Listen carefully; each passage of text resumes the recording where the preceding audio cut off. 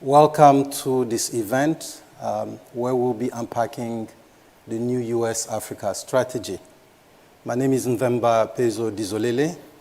I'm a senior fellow and the director of the Africa program here at CSIS.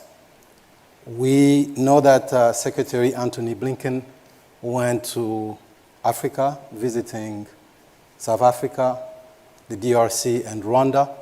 And in South Africa, he launched the new Africa strategy. The point of departure and novelty in that strategy, one being the insistence on partnership with Africa, building partnerships with African countries.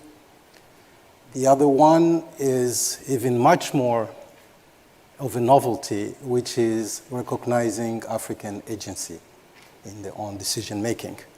US policy towards Africa, which typically does not exist, has typically been filled by ad hoc engagement with the continent, which often is tinted with paternalism, not because the US is a former colonial power, but because the US tend to outsource its engagement to Africa to former colonial powers, namely France, Belgium, Portugal, and so on. So in the end, US policy tend to take that prism out of Brussels or Paris or elsewhere. So partnership, African agency, two main points that we see kind of point of departures. But we also see that the strategy has called for a revamping of existing initiatives such as Prosper Africa, Power Africa, the Development Finance Corporation, and so on. The strategy also built out a few pillars, namely open societies and democracy, security and defense, and a robust pandemic recovery initiative, as well as climate change. And along the way, it's also mentioned youth. We know that Africa has very young, important demographics. The median age in Germany is 49. The median age in China is about 39. The median age in the United States is 38. The median age in Africa is 19. And that's why we say Africa is the continent of the future. The future is not about natural resources, mining, and logging. It's about the youth. So without further ado, I'd like to introduce our panel, which is very distinguished, who will help us unpack this conversation today. Cameron Hudson is a non-resident senior associate with CSIS. He's joining us from remotely from North Carolina. Joseph Sany is the vice president at the United States Institute of Peace, running the Africa Center there. To my left here, I'm joined by Dr. Zainab Usman, who's a senior fellow and director of the Africa program at the Carnegie Endowment for International Peace here in Washington, D.C. And then remotely from Nairobi, we are joined by Dr. Mutoni Wanyeki, who's regional director for Africa at Open Society Foundations. We will invite our first speaker, Cameron, to make his remarks, 3 minutes, and then Dr. Sany, and then Dr. Usman, and Dr. Wanyeki. Cameron. Thank you, Mvemba, and I apologize that I couldn't be there in person. We had a little COVID outbreak here at the Hudson house just in the last day, so I guess we're not totally post-pandemic. But thanks for the opportunity to talk. I'll be very brief, 3 minutes, and just maybe give us a couple of things to think about as we approach this conversation. First, I think we all have to applaud the administration for undertaking this effort to both acknowledge, I think, some of the hard truths about the successes and the failures of 30 years or so of Africa policy, certainly since the end of the Cold War. And while it's, I think, a little bit thin on what hasn't worked, even the acknowledgement, I think, from the administration is an important self-reflection.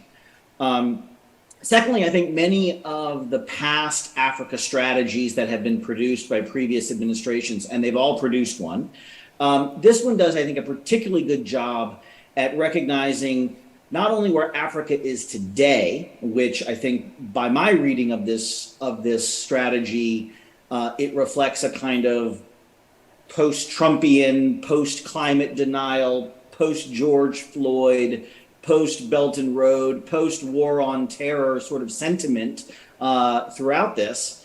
But I think it does an excellent job of trying to put down some markers about where Africa will be a generation from now. And as I've looked back at some of the other previous Africa strategies, they don't do a particularly good job of anticipating where Africa is going to be. And I think when you look, as you've already suggested, Mvemba, at the explosive rise of population, the growth of megacities, the projected impact of climate change, rising humanitarian and economic demands of this growing population, and then, of course, a slide towards authoritarianism in many states that we're seeing across the continent, I think the strategy has the potential to serve as a wake-up call for those, specifically in the US government, who I think have really been sleeping on a lot of these trends.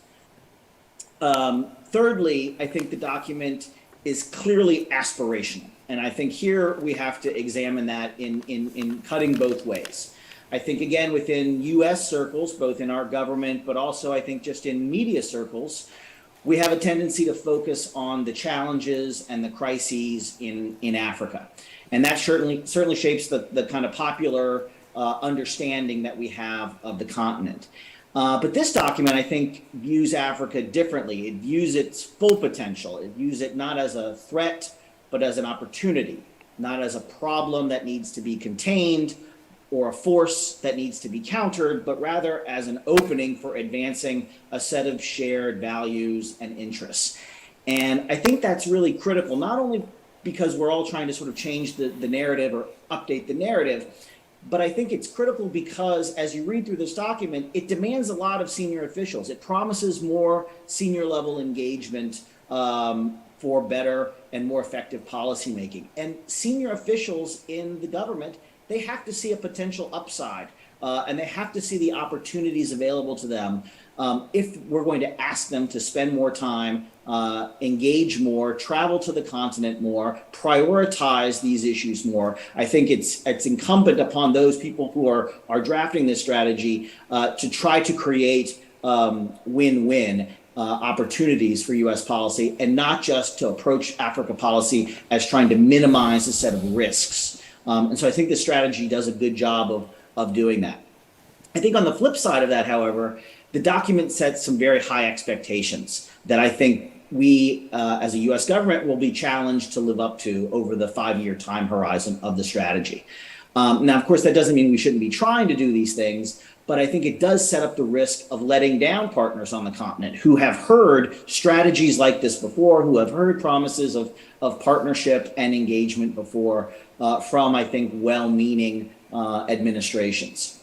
In that same vein, I would say that this strategy runs the risk of following that old adage that if you prioritize everything, you prioritize nothing.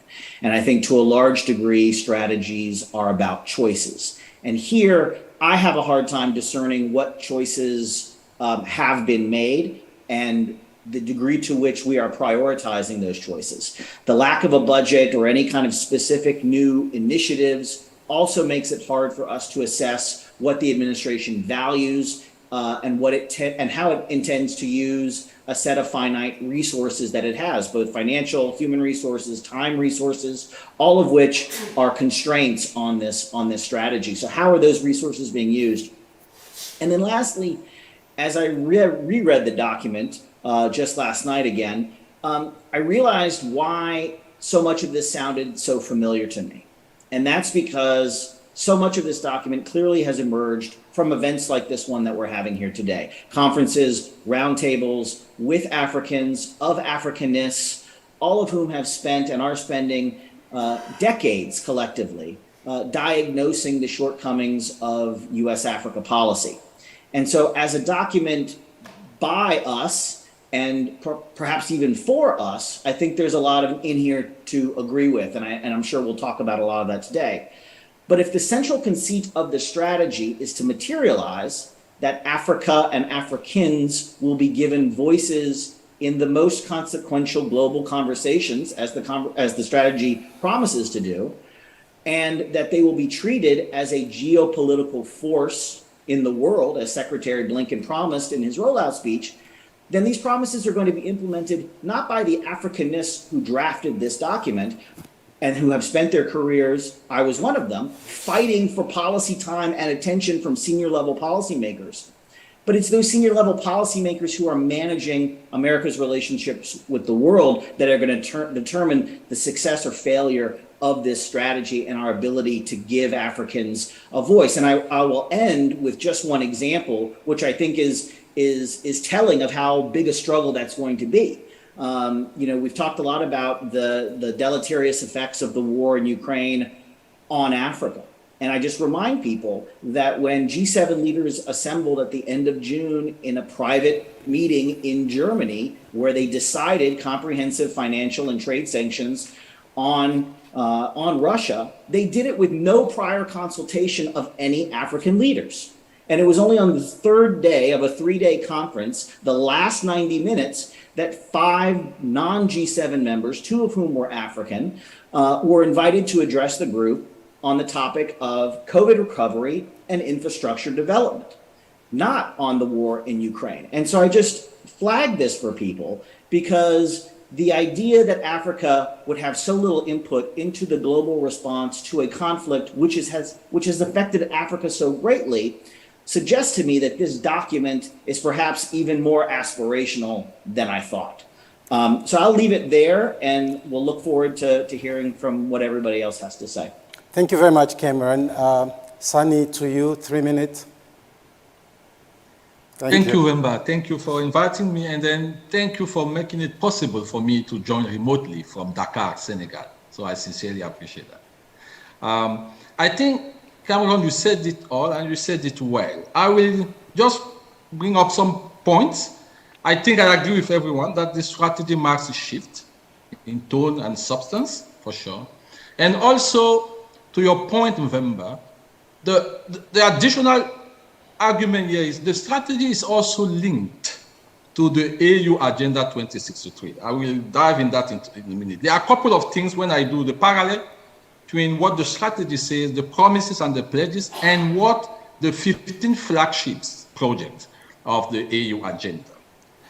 But the strategy also poses important challenges, both for the US and for African countries and the AU, the African Union. I think, Cameron, you alluded to some of those challenges in the United States. I think the African countries are also looking forward for the US to already follow through some of the commitments already made, right? Because yes, the strategy is there, but there were some commitments already made, like the $200 billion the US pledged to give on the Global Partnership for Infrastructure, the funding on climate change, all the agreements in the Glasgow Summit on climate. So there are things that the US will have to follow through. And also, the US will have to refit the bureaucracy and the administration to be able to deliver on some of those promises. That's important, the staffing. So there are some mechanics that will have to take place so that we live up to the promise of the strategy. Number 3, and very importantly, I think it will be important for the US government, the US administration to follow through with Congress, because some of those promises, right, will depend on Congress. And it's important to make sure that Congress is with the administration every step of the way, not only because of the oversight power of Congress, but also because we know here in this panel that we have congressional staffers and congressional our representatives who have a deep understanding and passion for the continent. So bringing them on board will be critical to implement some of the pledges. So that's for the US side. For African countries, I think it's important, which the strategy doesn't say, but because it's not a condition for partnership, but it will be important for African countries to continue to strengthen the kind of norms and the governance infrastructure needed to harness the full potential of this partnership. I'm glad because during his presentation, Secretary Blinken did not take the floor to lecture on what needs to be done from the African side. But in substance and practically, from a practical perspective, African countries will need to change the way they do business to really harness the potential of this partnership. And the strategy, as I mentioned at the beginning, is also closely aligned, I would say. I mean, the drafters did a good job in consulting, as you said, Cameron, with multiple actors, including Africans, because you can see in that strategy a connection with the AU Agenda 2063. I can name some few examples. When you take the Global Fragility Act, you can see its contribution to silencing the guns, for example. When you take the Global Partnership for Infrastructure, you can see the AU agenda on the high-speed railway system on the continent or the African free trade. So there are some parallels, some complementarity, and therefore it means that the AU also has some homework to do. It means that the AU, which already has a robust mechanism for tracking progress around this flagship project, will have to be brought in and engage with the administration, find mechanisms to move forward with this flagship project because the strategy allows for that. So I think overall, this is an excellent starting point, but we still have a lot of work ahead of us. So I will really suggest the AU, the US folks, to think of these several mechanisms, make sure that this strategy can be operationalized and implemented and progress tracked. So ideas such as a senior task force between the African or the AU and the US to follow and track progress in the implementation of this strategy will be concrete steps moving forward. We have the African Leaders Summit coming. So I will suspect that this strategy and the AU agenda and some of the bilateral conversation will provide the opportunity to further discuss the operationalization of the strategy so that we use the African Leaders Summit as a way either to make further commitment with concrete indicators of success or really to show that we are moving the board forward. So I will stop here, but again, and just to say, yes, we have a lot of work ahead of us. Excellent start. Thank you very much, Sany. We'll turn to Zainab. Wonderful. Thank you so much. Pleasure to be here and to be part of this very important discussion. And I don't know if there's much to add after Cameron and Sany. I think they've comprehensively kind of provided an overview of what are the key highlights of the strategy and what is needed in terms of next steps. I think I'm just going to add maybe 3 or 4 points. The first is, I think absolutely I agree that the framing of the strategy itself is very, very different from what we've seen in the past, in the sense that for the first time in a very long time, we are seeing that the US is clearly articulating a vision for a partnership with African countries on the basis that these countries are recognized as crucial to US global priorities. This is a very different framing and a very different language. So that is something different, I would say.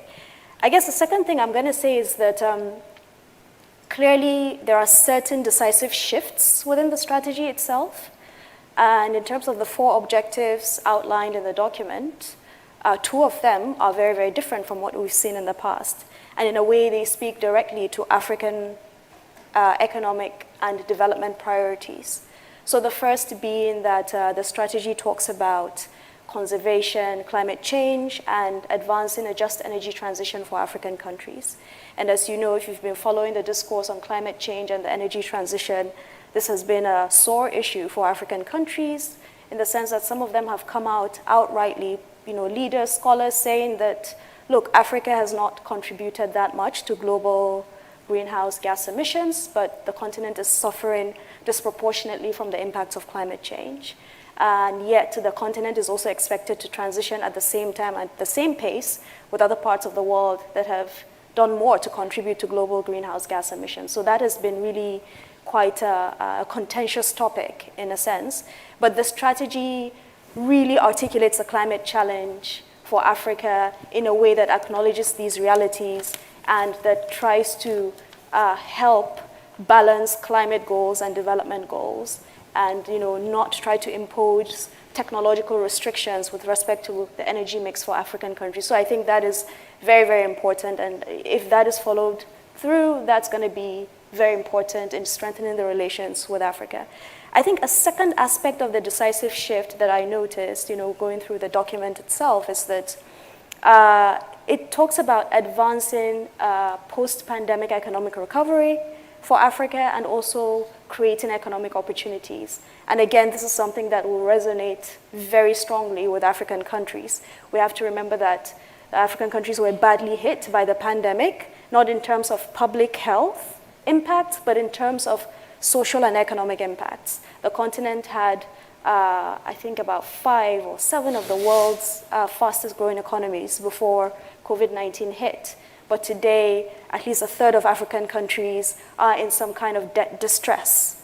So they're facing a number of economic and fiscal challenges. And I think the United States has the unique opportunity to step in to support a post-pandemic economic recovery through direct assistance with respect to public health initiatives, the COVID-19 vaccine donations that we've seen, but also through longer-term initiatives in building health systems, supply chains, etc. All of these are mentioned in the document itself. I guess the third thing I'm going to mention is that, despite the change in framing and these decisive shifts that we've seen, there are also considerable continuities in the document with respect to certain aspects of US policy on Africa. And there are a number of them, but I'm going to mention one that really stood out to me, which is the fact that the document itself is titled as a US strategy towards Sub-Saharan Africa. That I found very, very interesting, given that, for a document that claims to be, doing things differently and aligning with African continental initiatives such as Agenda 2063, I find it strange that it is directed at Sub-Saharan Africa, which is a subset of 46, 47, or 48 countries, depending on how you define Sub-Saharan Africa. Whereas the African continent itself has a vision for itself as a more integrated continent, just like the Europeans and the European Union, that there are significant socio-cultural differences among the 55 countries in Africa, but they have decided to come together to be more integrated, to move along on certain things as a continent of 55 countries. And I think the strategy could have really done a good job in trying to align with this African vision of a more integrated continent. So maybe the final thing I'm going to mention is that, thinking ahead with respect to implementation, because it's one thing to put forward a strategy. Anyone who has worked with government or a large organization, whether it's an investment bank or development bank or international organization, knows that you can put forward a strategy and then the implementation in terms of the day-to-day running of different departments, entities, and agencies is going to be crucial. So 2 things on that front. The first is how much funding is going to be allocated to the implementation of the strategy. When is that allocation going to happen? Is it going to be part of congressional appropriations? Are we looking at fiscal year 2024? Because appropriations for 2023 are kind of done already. So funding is going to be very, very crucial.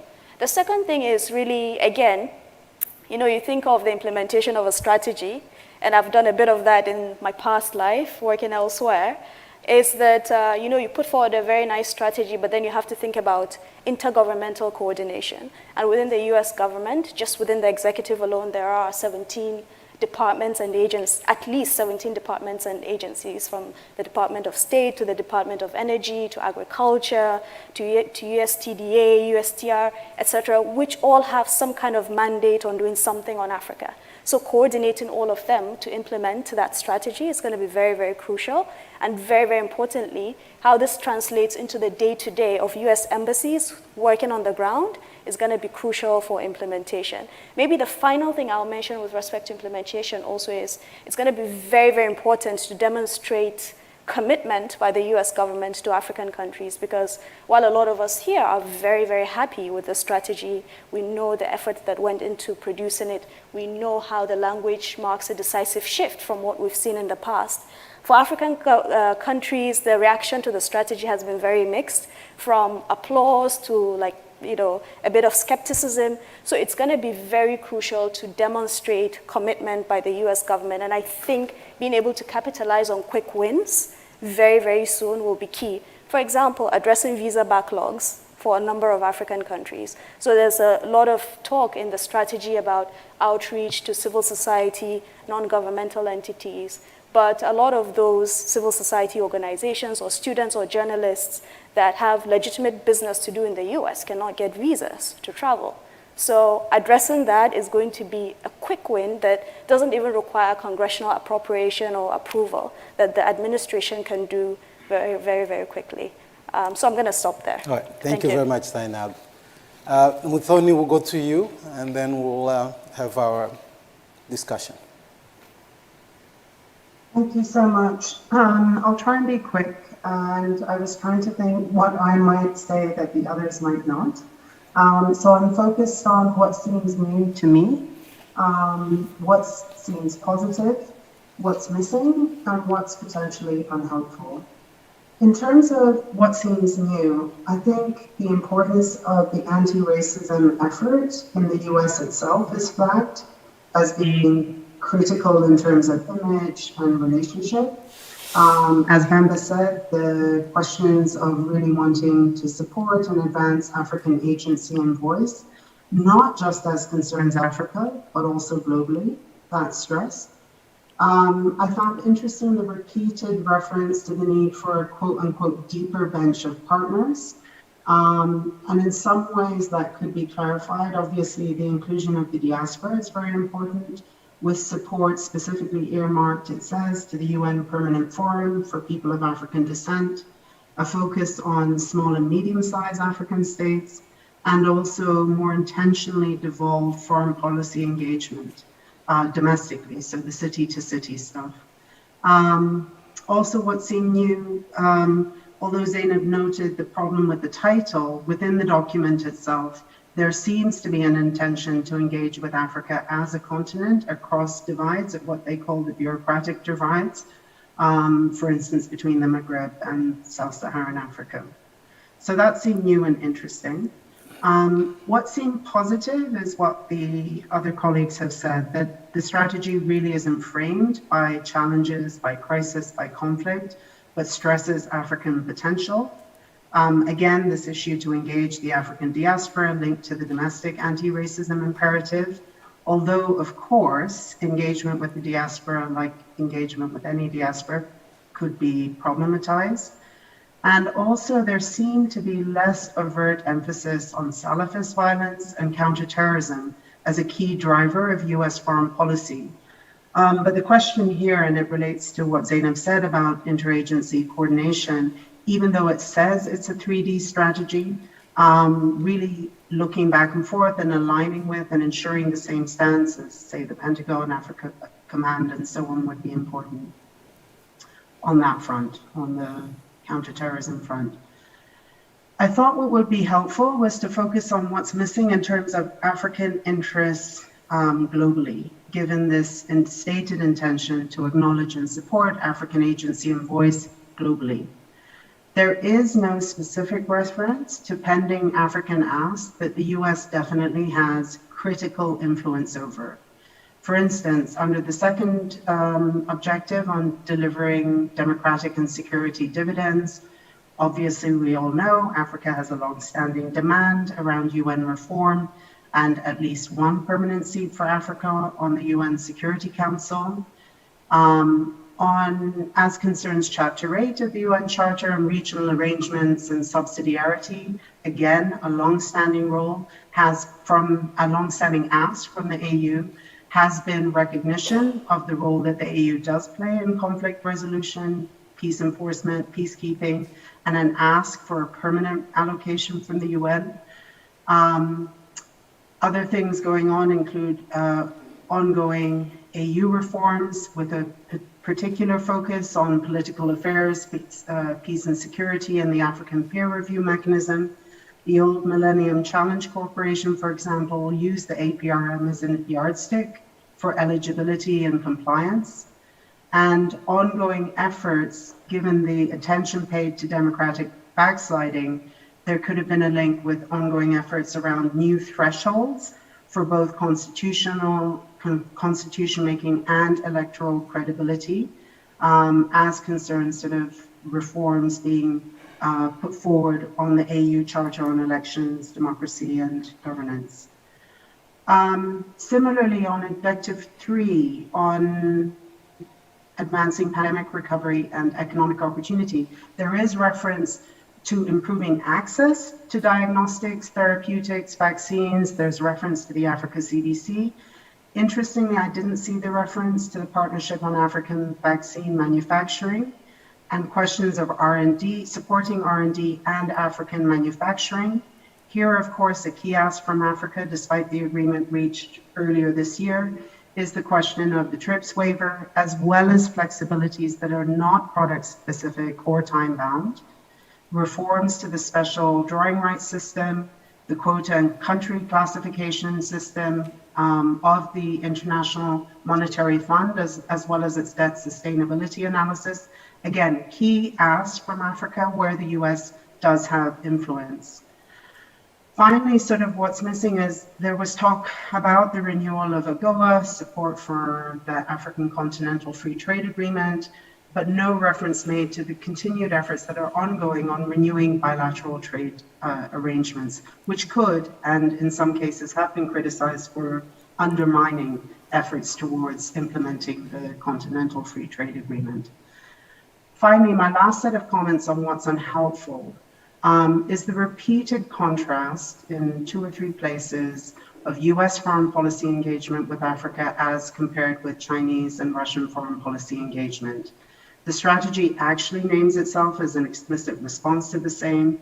And if you take into account the comments by Naledi Pandor, South Africa's Minister of Foreign Relations during the launch of the strategy in Pretoria, as well as Africa's reasons for its position on the war in Ukraine, there really is no desire to go back to Cold War pressures and tensions. And Africa is completely desirous of, as well as capable of negotiating its own foreign policy interests with a diversity and range of external actors. So in terms of the mixed reactions that Zainab noted, I think that had something to do with it. In conclusion, I'll just say, obviously it's a high-level strategy, it's not in the weeds, there is no budget and so on. So maybe some of the above, or some of what I've raised could be intended, but I thought it'd be helpful and important to raise these long-standing issues of Africa, just to move the conversation along a bit. Thank you. Thank you very much, Tony. So I think one key question that's been kind of looming is what is crucial for implementation to take place? How do we move from this nice document so it doesn't remain a nice piece of literature a year from now, but actually serves as the foundation of a real Africa policy? I think that's what really Africa needs. On both sides, both on the US side, but also like Sany was saying, Africans need to contribute into the emergence of a policy.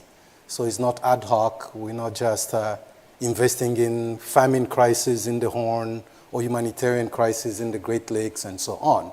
Those are not policies, those are initiatives, pretty much contingencies. So starting with Cameron, what do you think needs to be done? I mean, all 4 of you have laid out all the positives and the negatives and the challenges, but the rubber really meets the road at the implementation level. So what will be crucial?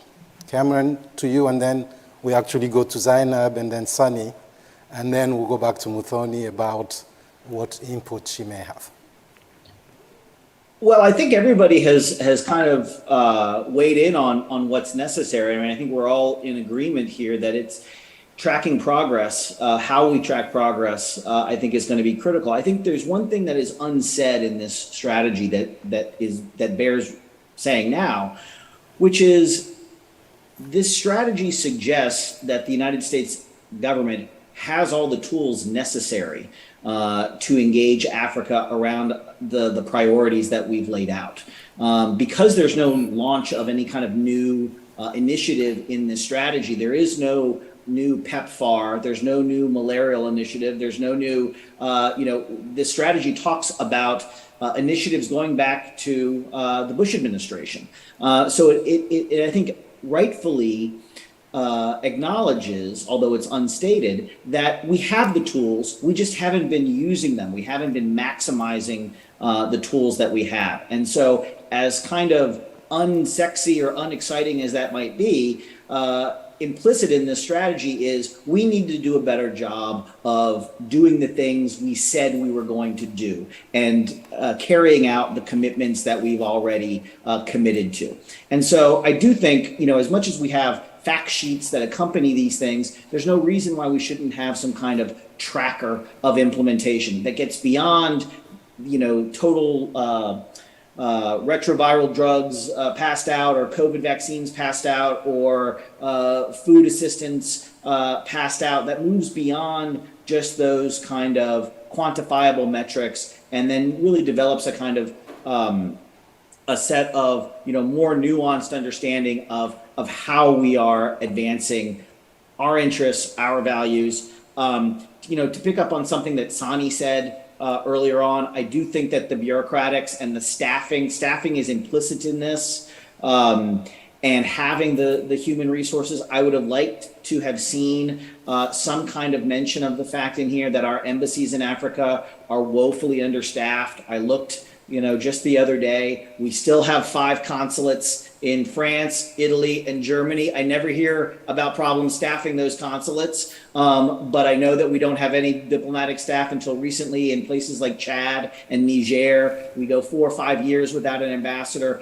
These are really basic, fundamental things that are going to be critical for implementing this strategy that are really absent in this. And I think those have to be addressed. Again, like what Zainab said around the visa issue, these are issues that go well beyond the Africa Bureau at the State Department. These are structural bureaucratic issues, but which have a day-to-day impact on our ability to engage the African continent that have to be resolved, and they're right now completely absent. I would have loved to have seen in this document, for example, an effort to require, for example, every U.S. Foreign Service officer to do 1 tour in Africa. That's not a requirement, but I guarantee you, if you make that requirement and you require our Foreign Service officers to go there, they're going to fall in love with Africa. They're going to continue their careers in Africa. We have a problem staffing our embassies because people haven't been there. They prefer not to go there. They think it's not a kind of high-flying, front burner issue. Secretary Rice in 2006 had this idea of transformational diplomacy. She moved 300 new diplomats to Africa. That has been eroded over time. I think we need to think about putting in requirements so that we have our embassies fully staffed and addressing some of these kind of structural issues that we talked about. Thank you, Cameron. Absolutely everything that Cameron said, but also a couple of things. So I already mentioned the need for interagency and intergovernmental coordination to actualize and implement the vision set out in the strategy. And then also funding is very, very crucial because, we can put together a nice document and have a very nice plan, but then having the resources to implement is very, very important. I guess a third thing I'll mention is, as I mentioned earlier, the quick wins, demonstrating commitment. But there are other things as well beyond the visa issue that, again, the NSC, the White House, the Biden administration more broadly can actually do. So first of all is really coordinating other allies around the world to champion causes for Africa globally. Muthoni mentioned the UN Security Council. There's the representation at the G20 for the African Union. Interestingly, China has made it very clear that it supports that bid by the African Union. We've not heard from the United States. This should be the United States making the case for Africa to be part of the G20.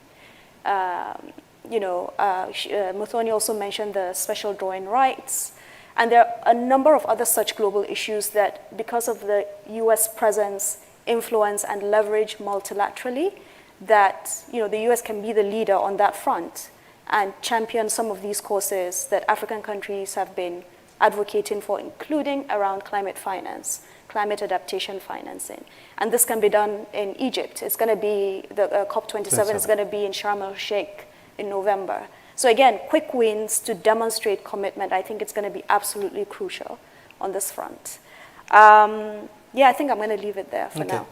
So we hear that there's still some issue of trust deficit. I think in the gap between what is written, what is said, and then what is done. In terms of climate change, for instance, we just saw the DRC started promising to auction off some of its blocks for oil in the rainforest. And one of the reasons that they mentioned was that they're tired of pledges that never materialize into funding. So Sany, if you can take it from there. Yes, as I said before, I think realizing the pledges we have already made are important signs. I mean, we are doing some of it. I mean, the United States, Feed the Future, still ongoing.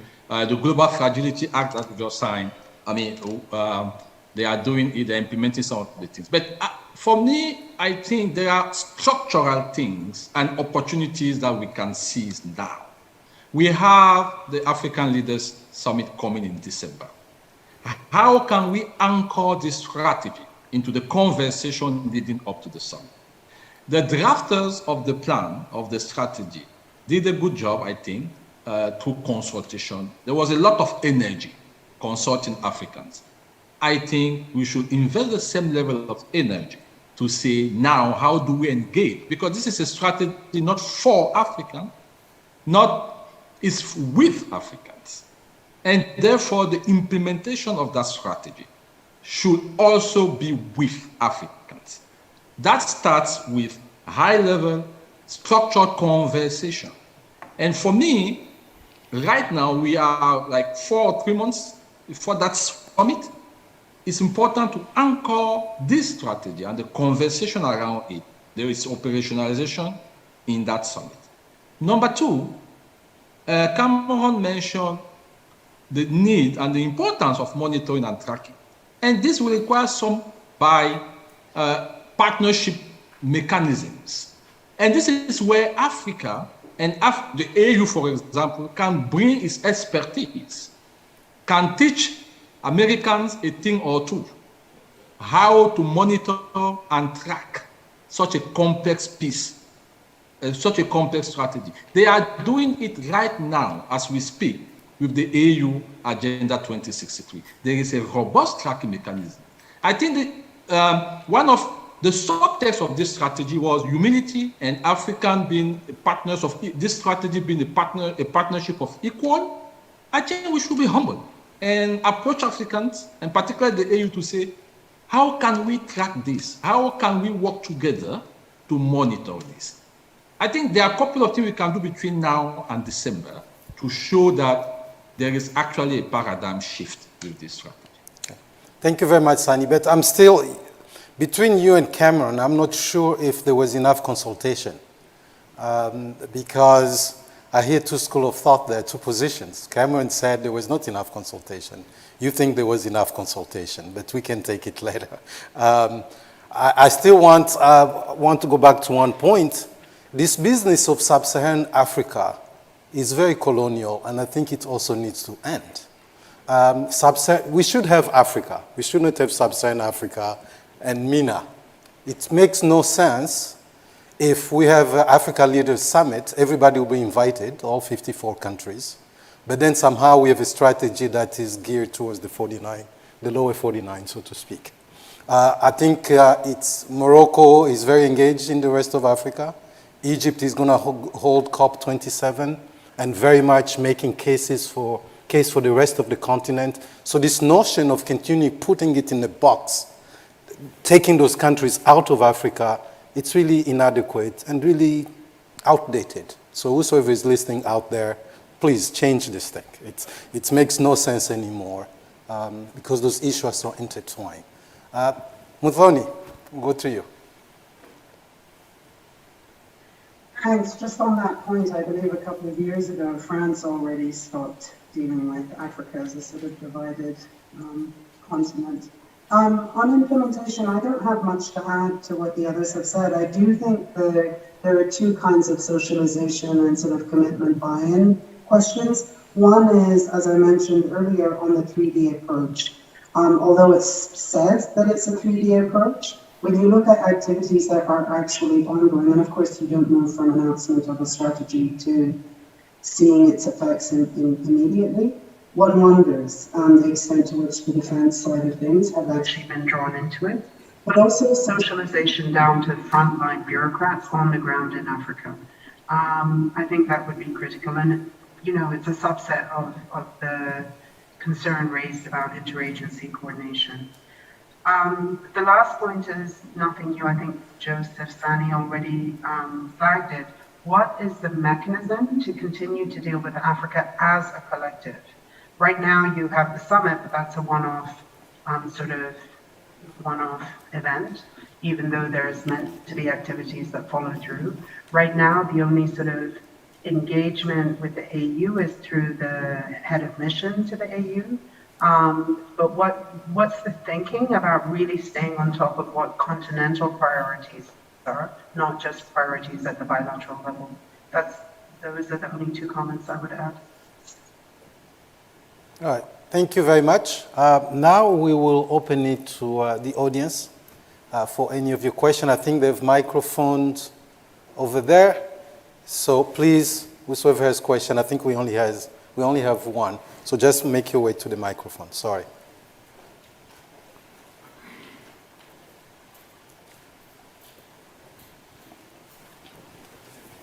Please identify yourself and your affiliation so our panelists can know who you are. Good morning. Franklin Moore, no affiliation. Retired from USAID. All right. So there's my affiliation. So let me talk a little bit about something the strategy does not do.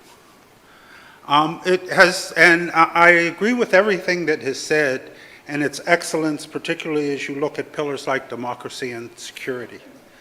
But nowhere does it talk about creating business environment. And for us Americans, there is a strong relationship between the democratic aspects that we talk about in the strategy and some of the business environment things that are important to administering the strategy. So it does not talk about the development and support of entrepreneurs. It does not talk about the support and growth of existing enterprises and how we partner in that. Even when it moves to the diaspora, it's wonderful that there is a diaspora aspect to the paper, but much of the diaspora, particularly younger members of the diaspora, are focused on business and partnership and business relationships with Africans, because much of the diaspora is 1 or 2 generations away from Africa. They still have links, they still have aspiration, and it is something that we should be taking advantage of. Remember that in America, small business employs 55% of the people. And to not have mentioned small business, I think, is an issue. The last thing, 2 last things. Part of the problem, I think, that I'm talking about, one gets if you read the 15-page document and realize that the word private sector only appears on page 13 for the first time.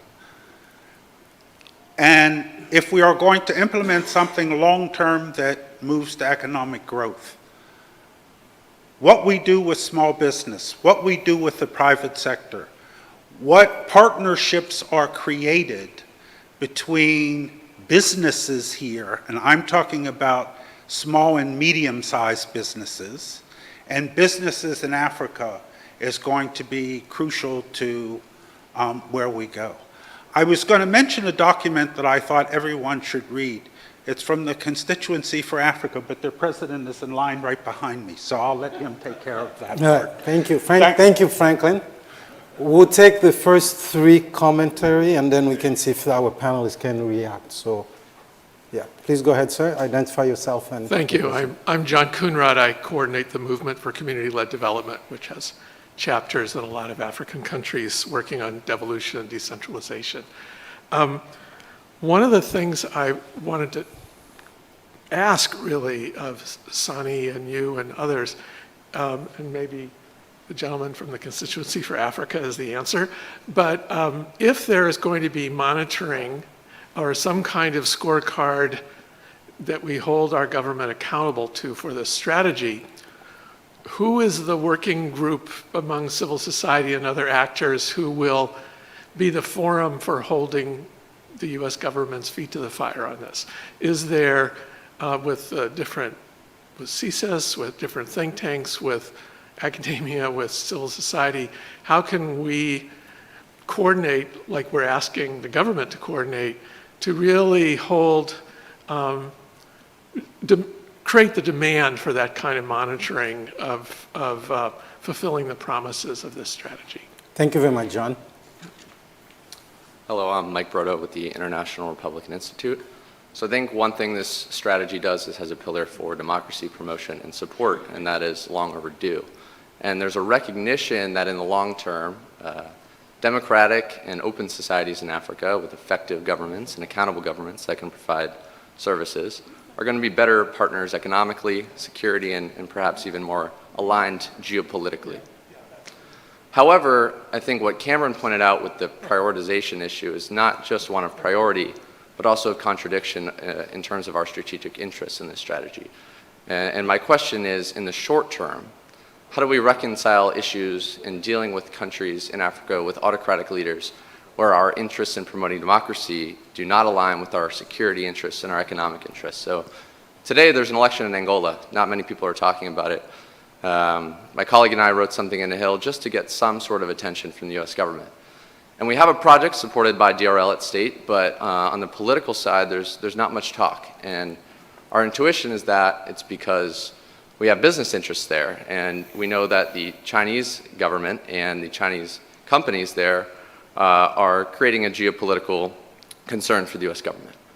In Equatorial Guinea, there are considerable oil interests, and we continue to tacitly support the OBN government. In Uganda, Museveni continues his autocratic reign, but we need him as a counter-terror partner in Somalia. So in the short term, how do we handle these governments? These strong men, or at least their successors that are handpicked, are not going anywhere. All right. Okay. So how do we promote that? Thank you. We got that. Private sector. So we only have 7 minutes to go, by the way. So if you can be quick, we'll just take everything. I'll let the panelists choose which part they want to address. Please. Yeah, Melfoot, Constituency for Africa. I can say I'm happy with the paper. We definitely influenced it. And the diaspora engagement, clearly we were able to put that front and center. I think when you put that paper up against what the past administration, the Trump administration did for Africa, absolutely a groundswell of change. You know, we're seeing America want to be engaged. We are not calling them shithole countries. You know, it's a whole different paradigm. But I think, and I shared this with the White House, the biggest weakness in the strategy is that Americans themselves are uneducated, undereducated, and miseducated about Africa. What are we going to do as a country to change that paradigm? If you get outside the Beltway and you ask how many countries are in Africa, come on, you get all kinds of crazy answers. So I think the biggest strategy is how do we transform Americans themselves to view Africa in a different paradigm. Thank you. Thank you very much. Very quickly, I think my name is Melvin Hardy. I'm going to represent Partnership League for Africa's Development and Concerned Citizens Defending Democracy, Franklin. And the matter of the average age of leaders in Africa is 62. There was a statistic about the average age of African continent is about 19. That chasm with leadership is important. As you have the summit, I would suggest that there be some partnership with youth to address all of the issues that have been mentioned here today. This issue of entrepreneurship and private sector is really important. Thank you very much. Good morning, everybody. My name is Philip Jordan Atana. I'm the ambassador of South Sudan. Probably to the US, probably the only ambassador who is in this room, because I differed. I don't want us, Sub-Saharan Africa, always to be viewed as objects while we are discussed about and we are not there present in the room. But first, I would like to thank the Center for setting up this very important discussion and the excellent work that is done by the panelists, Cameroon, Zainab, Joseph, good to see you, and Mutoni. This is really excellent presentation, and I think it really speaks to the topic. Now, I think it's very important that this really sets up the tone for the next US-African summit. And in this strategy, of course, there's a lot of talk about partnership. And what I would want to ask as my first question is that, how different is this really going to be? Is it really going to be a partnership? And if it is a partnership, what is Africa bringing to the table if it is really a partnership? And how does it differ from the usual past paternalistic approach that we have from the US towards Africa? Now, my second question is, how do you think that this will not be viewed from Sub-Saharan Africa as not as a strategy, but as a counter strategy to counter what is happening now with Russia and Ukraine, and maybe the recent events, disturbing events of China in the Taiwan Strait? Thank you. Thank you very much to all our interveners here. We have actually a little more time than I thought, so that's good. I will just open it to the panelists. If you have any specific question or reaction that you like to react to, please chime in. We'll start with Muthoni this time.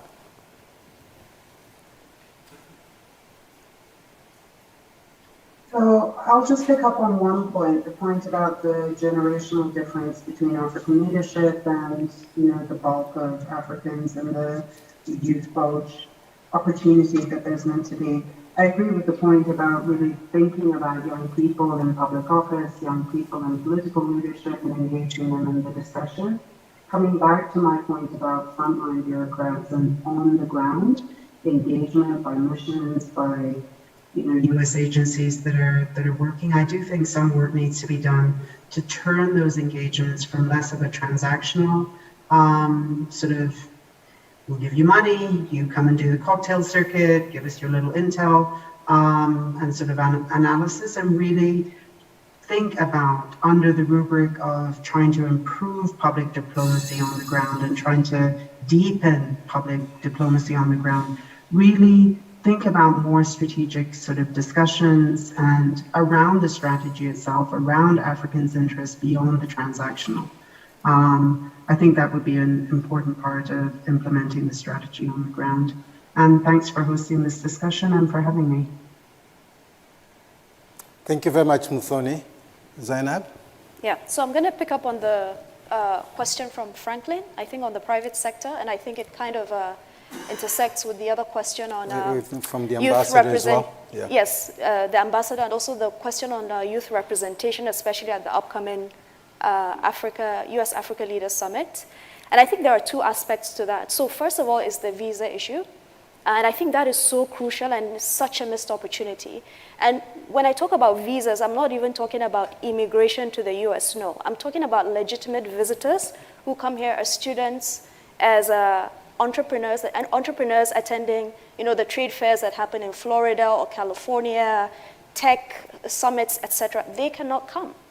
And those are the small and medium scale entrepreneurs, that represent a lot of young people, in which a lot of young people are employed. So you look at the numbers, on average, 7 or 8 Africans who have a job work in a small and medium scale entity in African countries. Right, so that I think is such a missed opportunity. So the second, and it's something that can be quickly addressed, I would say.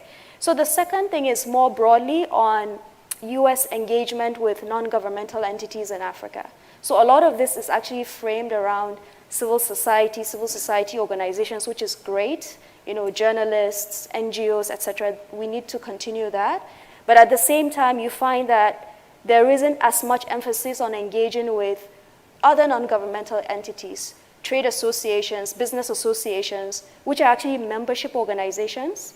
And there are a lot of economic and political implications there, because suddenly you're able to address and engage with entities that employ most Africans, but also that have memberships that vote, but also membership that in some cases exercise political influence. So I think the approach to engaging with non-governmental entities by the US government can be expanded to include these other groups and entities and business associations.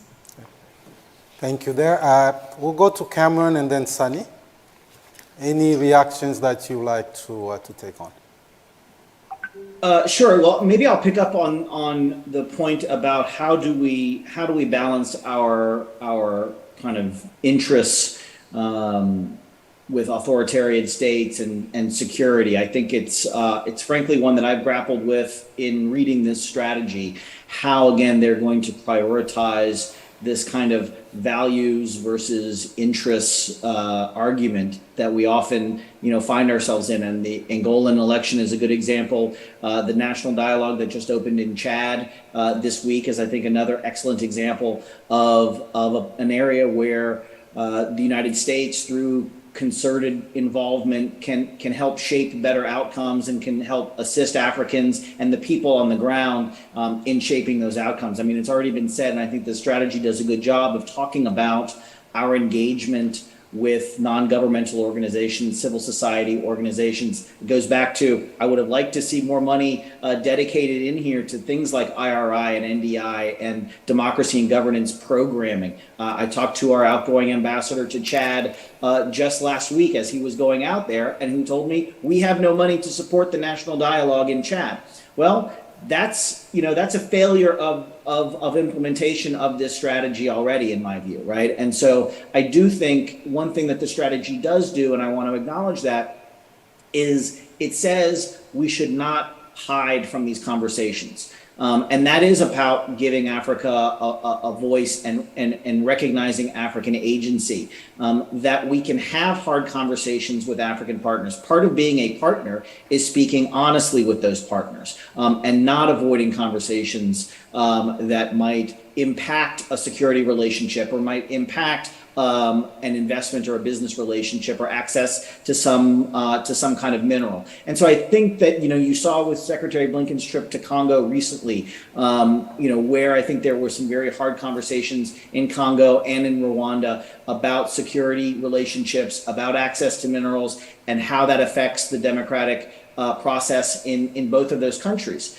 I think we have to have these conversations, even though the conversation might conflict internally with our values and our interests. I think the strategy does a good job of acknowledging, that we have a really wide variety and often contradictory set of values and interests, and we need to be pursuing them and not apologize for the fact that they can be contradictory. The only other point that I would make is, I did a TV interview with an African TV station recently talking about the strategy, and they put me on to debate with a Russian and a Chinese analyst who were, of course, panning this strategy and one of the things that I tried to argue for, which I was surprised at the amount of pushback I got from them, and I shouldn't have been, was how much this strategy actually talks about individuals and institutions other than the government. And I think that when you, just to sort of set this apart from the strategies that China and Russia have put out recently,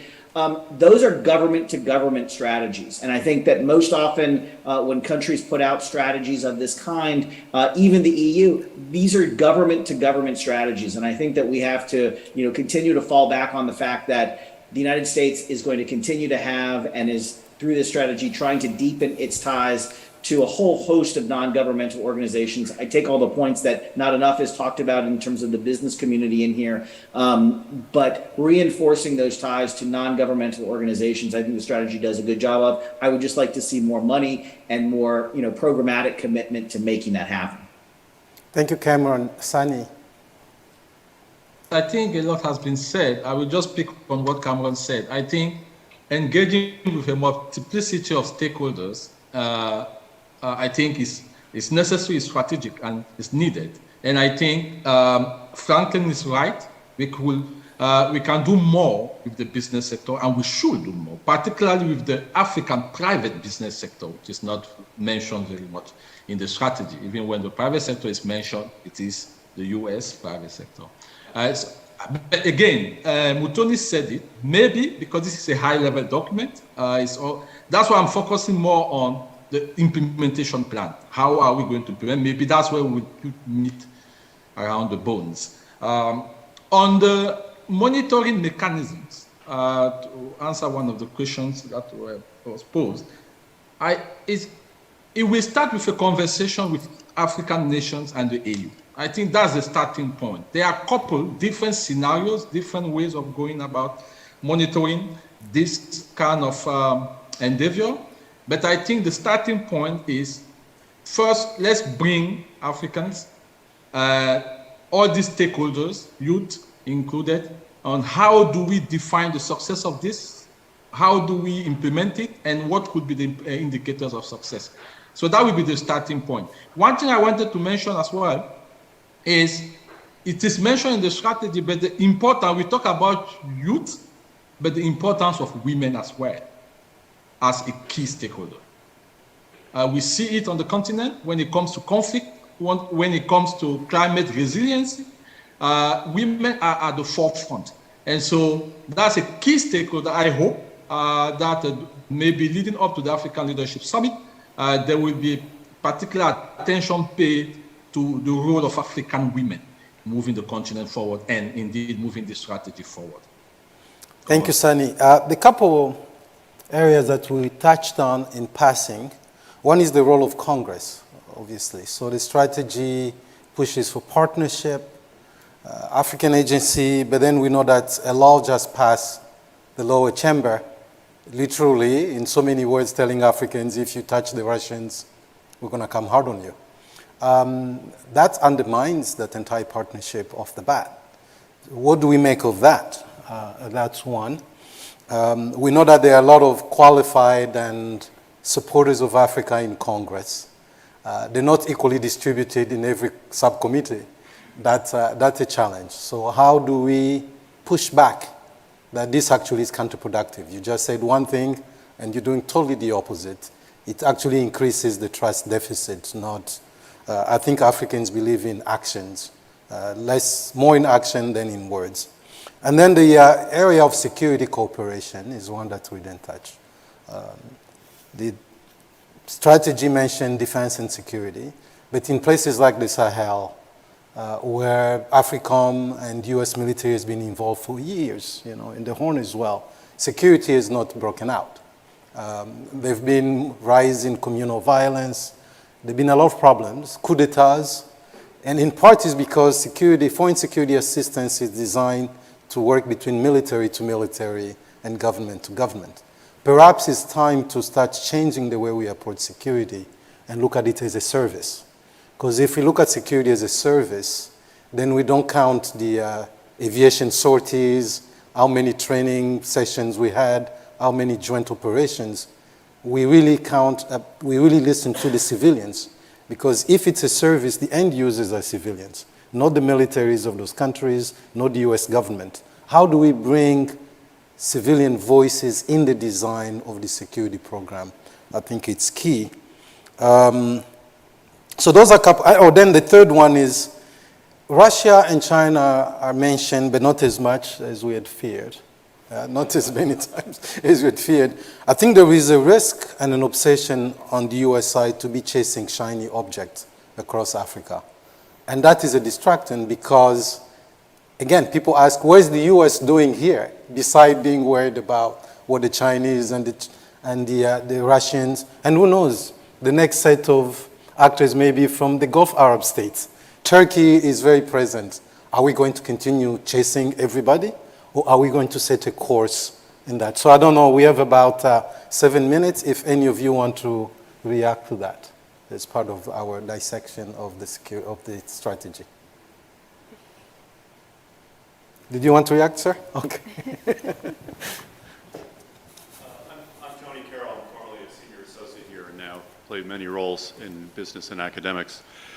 One of the continuing issues I've been doing Africa for 45 years, and we go through these cycles of reviewing our policies and rebooting them and making them more relevant and adapting to the moments. But one of the things that we haven't really addressed in my lifetime has to do with how we spend our money in development assistance. We tend to rely upon the same old models of using contractors, and I think there's a whole community of people that depend upon that process for their livelihoods, and in many instances they do very good work. But I think we're missing, we're not making that development assistance, we haven't made it more relevant to current circumstances. We use old models and old delivery mechanisms that, to me, don't reflect the realities on the ground. I think we missed an opportunity here to not take a harder look at how we can use development assistance better. And one of the areas that I think that we've long overlooked, and frankly, I grew up in the era of the Fulbright programs and many of the great academic relationships we had with Africa in the 60s and 70s, and why we haven't revisited the fact that the American academic institutions, of which 18 of the top 30 in the world in this week's Shanghai Index of leading research universities are U.S., why we're not doing more to build and partner with African universities in developing their research capacities and developing the human capacity that's necessary to bring them forward into this new world of technology. So I think it's a great paper, and I applaud all the efforts that have gone behind it and the consultations that have gone into this process. But I think we also need to take a harder look at some point in time on how we spend our money in development assistance and how we can really bring to the fore what I think is a great competitive advantage that the United States has in this academic collaborations. Thank you very much, Tony. Madam. Good morning, everyone. My name is Zamangwane from the South African Embassy. I'm a third secretary. Just touching on the comment you made earlier with regards to the US chasing shiny objects in Africa, in the sense, similarly to other countries. One of the things I was just thinking as the discussion was evolving, and even just having looked at the strategy, an area that I thought could have potentially maybe been spoken about more, the idea of partnership with African countries, specifically in the mining space and around developing and their capacity and abilities in many senses for critical minerals and rare earth minerals that African countries really do have. I think earlier this year, the US, in partnership with Canada, Australia, Finland had the minerals security partnership, and I remember even thinking then what a missed opportunity to include within similar partnerships African countries and partners that have those resources, and would be really critical as we move forward really with the climate, responding to the energy transition and climate change responsibilities. Thank you very much, Madam. Carl. Hello, my name is Carl Peterson. I work with the Charter Cities Institute. My question is regarding cities. Fortunately, the last paragraph of the strategy right before the conclusion does mention the cities. We've already discussed Africa's rapid population growth, its rapid urbanization rates. Franklin mentioned earlier that the strategy sort of fails to discuss the private sector. So my question is regarding that. How can the U.S. use its strategy to successfully leverage African youth, African urbanization rates, and use its private sector to properly direct and develop urban growth in Africa, and use that to Africa's advantage across multiple domains, including connecting with AU Agenda 2063 and the AFCFTA? Thank you. All right. Thank you very much. Karine, we have 1 minute, so please, straight to the point, and then we can close. To 30 seconds. Hi, everyone. Great to see you all. Hi, Muthoni. My name is Karine Kanizana-Ntuli. I'm with the Human Rights Watch. 2 comments very quickly in terms of partnership. I think as much as we are looking at what the US should do, I think it calls, there's a call that's going to be made on the African Union, especially within the framework of its reform. If we want to strengthen a partnership with the US government or any other US government, I think we need to look within ourselves as well, as African citizens, within the African Union, and look at how the budgeting And the partnership around aid has to be rethought. Let's have this honest discussion.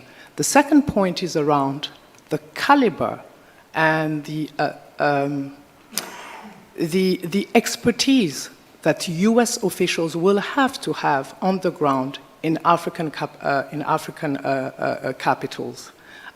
People like myself have had to deal with different levels of the US administration, from State Department to ambassadors to political officers.